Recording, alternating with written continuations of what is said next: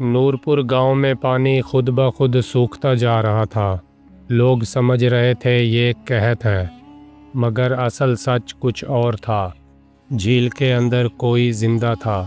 آج کی کہانی ہے پانی کی پری اور خشک گاؤں کی، ایک ایسی جادوئی کہانی جو آپ کو آخر تک حیران کر دے گی۔ ایک زمانے کی بات ہے، پہاڑوں کے درمیان ایک چھوٹا سا خوبصورت گاؤں تھا جس کا نام نورپور تھا۔ اس گاؤں کے چاروں طرف ہرے بھرے کھیت، درخت اور بہتا ہوا صاف پانی تھا۔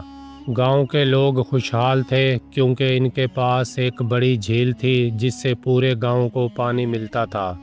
مگر ایک سال ایسا آیا جب بارش بہت کم ہوئی۔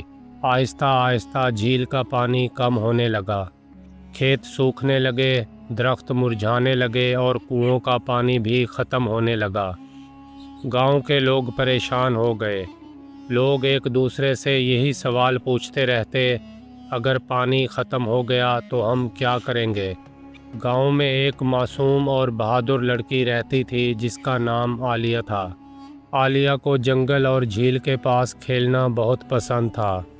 ایک دن وہ جھیل کے کنارے بیٹھی اداس ہو کر پانی کو دیکھ رہی تھی جو اب تقریباً ختم ہو چکا تھا۔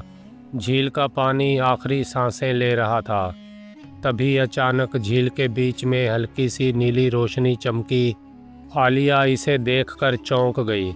پانی میں سے آہستہ آہستہ ایک خوبصورت لڑکی نمودار ہوئی۔ اس کے لمبے چمکتے ہوئے بال تھے اور اس کے ارد گرد پانی کے قطرے جگمگا رہے تھے۔ یہ پانی کی پری تھی۔ پری نے نرم آواز میں کہا، عالیہ ڈرو مت، میں تمہاری دشمن نہیں ہوں۔ عالیہ حیران رہ گئی، آپ پری ہیں؟ پری نے مسکرا کر سر ہلایا، ہاں، میں اس جھیل کی محافظ ہوں۔ عالیہ نے اداسی سے کہا، پھر ہماری مدد کیوں نہیں کرتی؟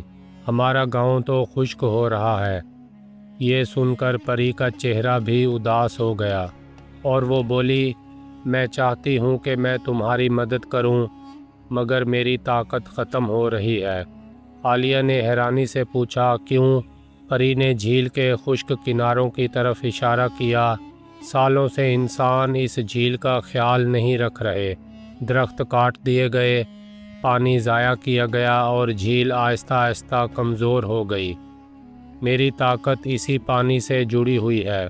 عالیہ کچھ دیر سوچتی رہی، پھر اس نے ہمت کر کے کہا، اگر ہم جھیل کو دوبارہ زندہ کر دیں تو کیا آپ ہمارے گاؤں کو بچا سکتی ہیں؟ پری کی آنکھوں میں امید کی چمک آ گئی۔ پری نے کہا، ہاں، مگر اس کے لیے ہمیں جادوئی چشمہ تلاش کرنا ہوگا جو اس پہاڑ کے پار چھپا ہوا ہے۔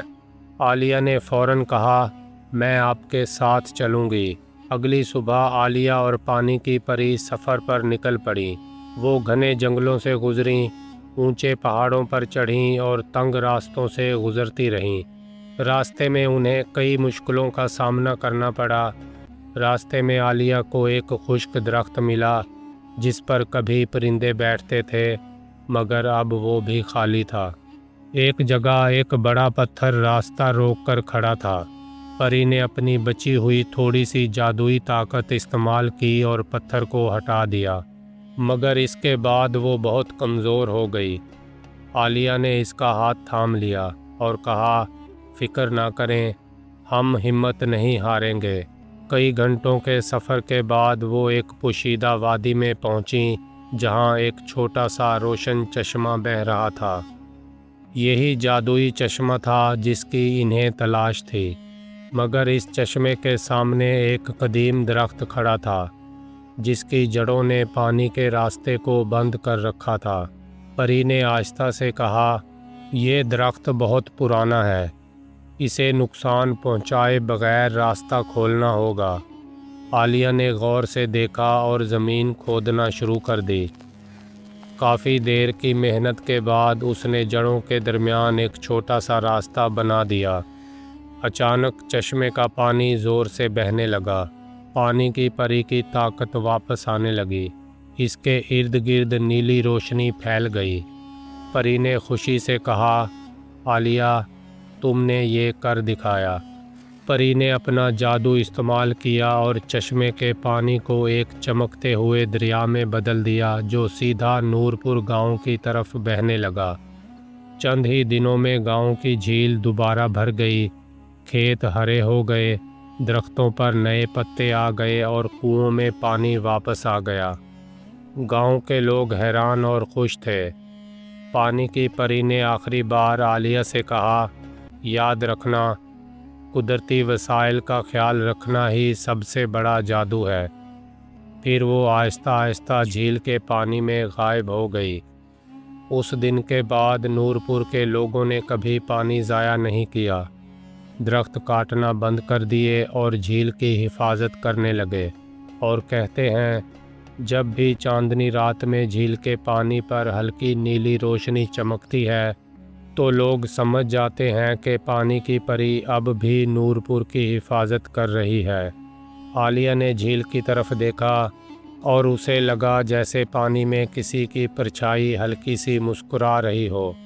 شاید پانی کی پری گئی نہیں تھی، وہ صرف دیکھ رہی تھی کہ کیا انسان واقعی بدل گئے ہیں یا نہیں۔ دوستو، اگر کہانی پسند آئی ہو تو ویڈیو کو لائک، شیئر اور چینل کو سبسکرائب کرنا نہ بھولیں۔